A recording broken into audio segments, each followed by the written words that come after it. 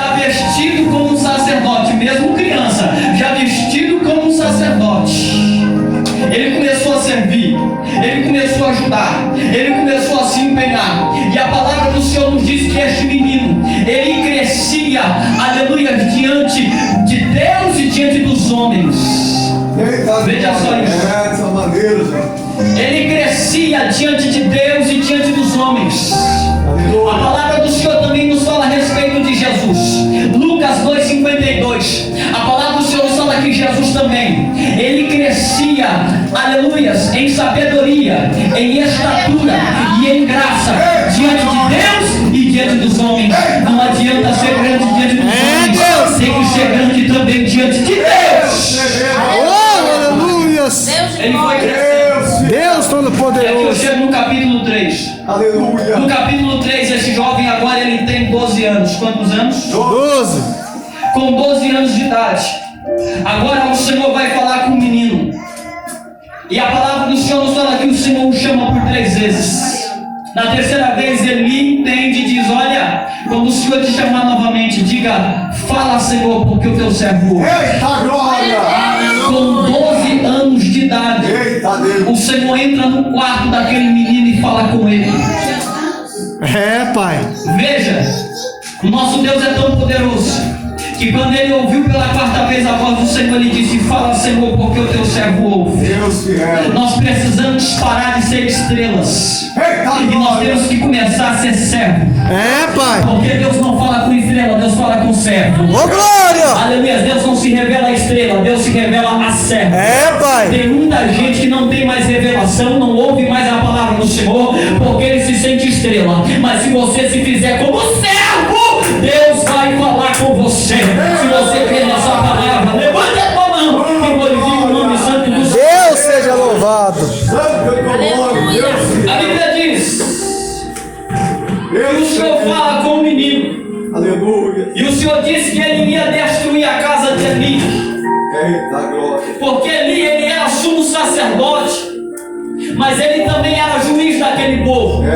Pai. Deus já havia levantado um outro profeta no capítulo 3, no capítulo 2. E no 3 Deus confirma para Samuel, Eita glória. dizendo: eu vou destruir a casa de Eli. Por quê? Porque Eli ama mais os filhos do que a mim. Ele não os extirpou. O que é isso, missionário? A palavra do Senhor nos diz que os filhos de Eli eram filhos de Belial, Jesus. pessoas moralmente corrompidas. Pai. E o que é que aconteceu? A Bíblia diz que os filhos de Eli roubavam a oferta do altar. Deus. A carne que era para sacrifício, eles roubavam.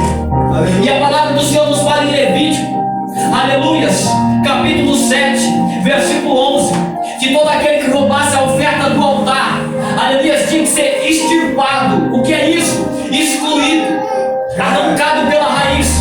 Então, aleluias, eles tinham que ser tirados do carro. Mas pai. Eli preferiu manter as aparências. Existem pessoas que vivem de aparência. Aleluia, existem pessoas que vivem de aparência. Mas a palavra do Senhor nos diz que Deus agora vem repreendendo Eli. Eli, você não tirou seus filhos do ofício quando pecaram contra mim. A Bíblia diz que esse ato para Deus é como uma abominação.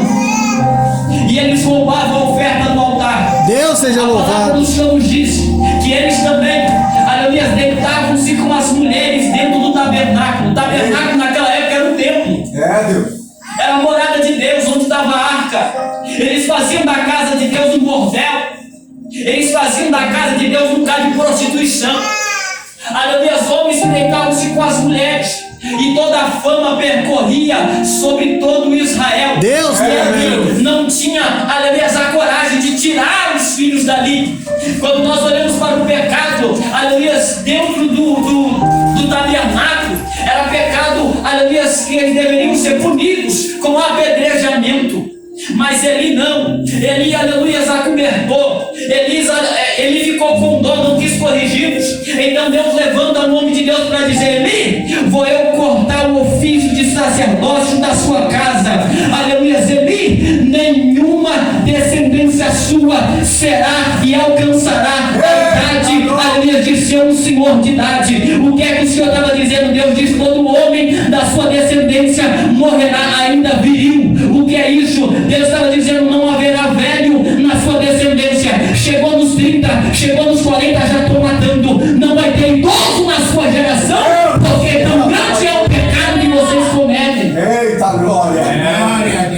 Deus olhou para Eli e disse: digo mais, Eli, Deus tremendo. eu vou matar os seus 2 filhos num só dia, Deus tremendo. porque estão brincando dentro da minha casa. Aleluia. Aí a palavra do Senhor nos diz que Eli olha para eles e diz: olha, vocês estão pecando contra o Senhor. Homem que peca contra o homem, juízes o julgarão. É, Mas Pai. aquele que peca contra o Senhor, Deus quem tremendo. o protegerá? É, Pai. Quando você peca contra o homem, um juiz pode se levantar e te absolver, te inocentar, porque o juiz que julga tem o poder de condenar e de inocentar. Mas ele disse assim: mas aquele que peca contra Deus, quem vai livrar da mão de Deus? Não tem ninguém que livre. Poderoso. É, Pai. Mas a Bíblia diz que enquanto os filhos de Eli se abundavam, Samuel crescia e o Senhor operava milagres. O Senhor falava com ele, o Senhor se revelava a ele e a mais ninguém, porque a palavra naquela época era muito rara. E a palavra do Senhor nos diz aqui agora no capítulo 4, que depois que o Senhor usou este homem de Deus, depois que o Senhor usou Samuel também para repreender a casa de Eli, houve uma batalha. Israel se levanta agora para batalhar contra os filisteus no capítulo 4. Deus E tremendo. nessa primeira batalha, lá vai Israel pelejar, aleluia, contra os filisteus. Perderam a primeira batalha, morreram 4.000 homens. A Bíblia diz que eles retornam, disseram: fizemos errado, vamos levar a arca da aliança conosco para a batalha. É, Pai. Porque a arca da aliança vai nos dar a vitória. Irmão, não adianta querer manipular a presença de Deus. É, Deus. Só para realizar as nossas vontades. Não funciona. Aleluia. Pegaram a arca, foram para a segunda batalha contra os filisteus. Na primeira, sem a arca, morreu 4.000. Na segunda que foram, morreu 30.000 homens. É, Deus. Perderam de novo. E ainda tomaram a arca e mataram os 2 filhos de Eli. Assim como o Senhor havia profetizado. Irmão, não brinca com profecia de Deus. Não brinca com o profeta de Deus. Quando Deus fala, ele cumpre. É, A palavra Pai. do Senhor nos fala que um dos guerreiros fugiu como mensageiro e voltou, aleluia, a Pessiló, correu e foi até Eli e disse: Eli, seus 2 filhos morreram. Deus tremendo. Quando Eli recebe a notícia, ele está com 98 anos de idade, por isso que ele estava velho, que ele estava cego, ele não enxergava mais. Ele está com 98 anos de idade, a Bíblia diz. Quando ele recebe a notícia, ele cai da cadeira para trás, quebra o pescoço e morre. Morreu os filhos, morreu o pai. A Bíblia diz que um dos 2 era casado, Finéias. Ofni não era, Finéias era. Finéias era casado. A Bíblia diz que a sua esposa, ao receber a notícia, teve 2 de parto e a criança nasceu, ela deu à luz.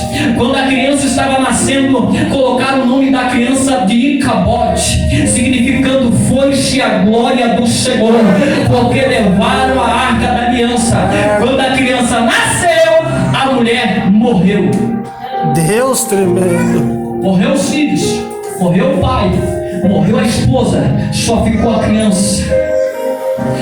A justiça de Deus começou sobre a casa de Eli, porque não quiseram se arrepender, não endireitaram as suas veredas. A palavra do Senhor vai nos falar no capítulo 5, que agora que pegaram a arca do Senhor, vou correr e aqui eu finalizo. Levaram a arca para Asdod, levaram a arca para Gat, levaram a arca para a cidade de Ecrom, e todas essas cidades sofreram com enfermidades que o Senhor lançou. A palavra do Senhor nos diz que então pegaram a arca, levaram para a cidade de Bet-Semes. Quando chegou nessa cidade, abriram a arca para ver o que tinha dentro. A Bíblia diz que dentro da arca tinha maná. Dentro da arca tinha as 2 tábuas da aliança, dos 10 mandamentos. Dentro da arca tinha a vara de Arão que floresceu. É, Pai. Perceba que a arca, aleluia, a presença foi embora. A arca tem maná, mas ninguém estava sendo alimentado pela palavra, porque rejeitava a palavra. Na arca tinha a tábua da aliança, a lei de Deus, mas ninguém obedecia a lei. A Bíblia diz que nessa época era uma anarquia, cada um fazia o que era reto aos seus olhos. Aleluia. Por quê? Porque não tinha rei.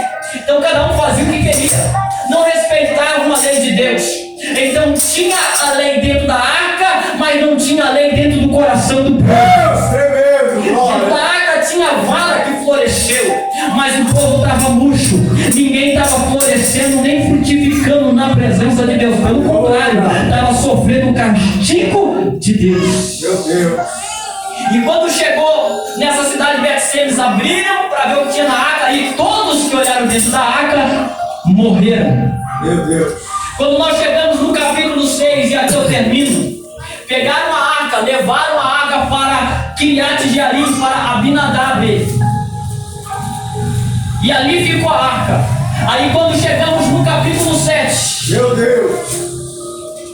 a arca agora está ali na casa de Abinadab já faz 20 anos. É, Deus. E Aleluia. por 20 anos o povo se corrompeu. Meu Deus. A arca está ali, mas ninguém adora a Deus. Aleluia. A arca está ali, mas a Bíblia diz que eles estão adorando outros deuses, Glória a Deus. se encurvando diante de outros, aleluia, deuses. E a palavra do Senhor nos fala que então Samuel se levanta e diz: povo, vocês precisam se arrepender. Vamos se reunir em Mispa, e ali vamos clamar a Deus. Eu vou orar por vocês, e Deus vai nos alcançar. A palavra do Senhor nos diz que naquele dia eles jejuaram a Deus lá em Mispa. Eles começaram a jejuar, começaram a deitar água diante do Senhor. O que é esse ato?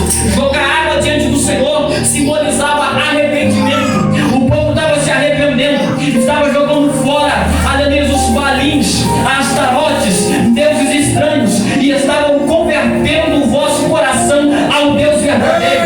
A Bíblia diz que enquanto o povo está lá em Mispa, adorando, cultuando, glorificando, jejuando, o povo filisteu olhou e disse: lá, eles estão em Mispa, vamos emboscá-lo, vamos se levantar contra eles. A Bíblia diz que o povo filisteu se levanta agora e vai até Mispa, aleluia, para batalhar contra o povo de Israel. Mas o povo estava orando, o povo havia se arrependido, o povo estava clamando, e toda aquele que se arrepende, todo aquele que glória! tem resposta do céu, tem proteção de vida. Deus seja louvado. A Bíblia diz que o Senhor começou a trovejar contra os filisteus. Eita glória. Deus começou a trovejar, uns trovões daqui, uns trovões de lá. Os filisteus começaram a ficar amedrontados, começaram a ficar com medo. E aí diz a Bíblia Sagrada que o povo de Israel se levantou, perseguiu os filisteus e o venceram. Eita glória. Porque aquele que anda com Deus, ele vence. É, Pai. Aquele que abandona os pecados vence. Ô, glória. Aquele que jejua e se consagra, ele vence. Ei, Pai. Quer vencer? Quer começar a vencer na vida? Começa abandonando os pecados. Glória a Deus. Quer vencer na vida? Começa deixando de lado as mentiras. Eita glória. Quer vencer na vida? Começa a entregar seu coração a Deus, dizendo: Deus, eu me arrependo. Eis-me aqui, faça de mim o teu querido. É, Pai. Deus. Enquanto você permanecer o mesmo, as coisas serão da mesma forma. Mas o dia que você mudar, aí você vai começar a ver as mudanças de Deus chegando para a sua vida. Acredito, papai. Deus. É, A Bíblia Pai. diz que agora Forte que eles Deus. venceram, Deus tremendo e santo. Samuel pega Aleluias, Pai. Eita glória. tomou então Samuel uma pedra Graças te e damos, pôs entre Deus. Mispa e Sem, e Mas colocou o nome da poderoso. pedra de Ebenezer. O nome Ebenezer significa pedra de ajuda. Meu Deus. E aqui eu termino. Glória a Deus. Colocou a pedra lá e disse: essa pedra aqui é Ebenezer. Eita glória. Essa pedra aqui é a pedra de ajuda. Por quê? Porque até aqui nos ajudou o Senhor. Eita glória. Se coloque de pé em nome de Jesus. Glória a Deus. Aleluia. Deus tremendo. Talvez você entrou aqui dentro Glórias a Deus. precisando de uma pedra na sua vida. Eita glória. Não é a pedra que colocaram no túmulo de Lázaro para que ele não saísse. Não é essa pedra. Aleluia. Não é a pedra que pegaram na mão para apedrejar a mulher que pegaram no ato de adultério. Não é essa pedra. Aleluia. Aleluia. A pedra que eu me refiro, aleluias, é a pedra de ajuda.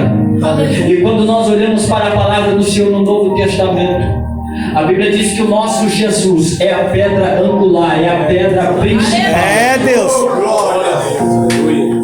Tu és fiel. Gabriel Pedro disse: essa pedra aqui é Ebenezer, pedra de ajuda. Glória a Deus. Você entrou aqui precisando de uma pedra, dizendo: Deus, eu preciso dessa ajuda. Glória. Eu preciso dessa ajuda. Aleluia. Eu preciso desse socorro. Meu Deus. Eu preciso, Senhor. E Deus está dizendo: ei, eu vou colocar a pedra dentro da tua casa. Aleluia. A glória! pedra de ajuda já chegou e ela se chama Jesus. Glória a Deus. A pedra de ajuda já chegou. Aleluia. Talvez você está dizendo: Senhor, sozinho eu não consigo, mas a ajuda chegou hoje. Oh, aleluia. Senhor, eu não entendo, mas a ajuda chegou hoje. É, Pai. Senhor, eu preciso dessa ajuda na área sentimental. Ei, a pedra chegou hoje. Senhor, eu preciso dessa ajuda, aleluia, na área financeira. A pedra Ebenezer chegou hoje. Senhor, eu preciso dessa ajuda na área da saúde. A pedra chegou hoje. Glória a Deus. Coloca a mão no teu coração, quero orar pela sua vida. Aleluia. Eles clamaram e disseram: Glória a Deus. até aqui nos ajudou o Senhor. Glória.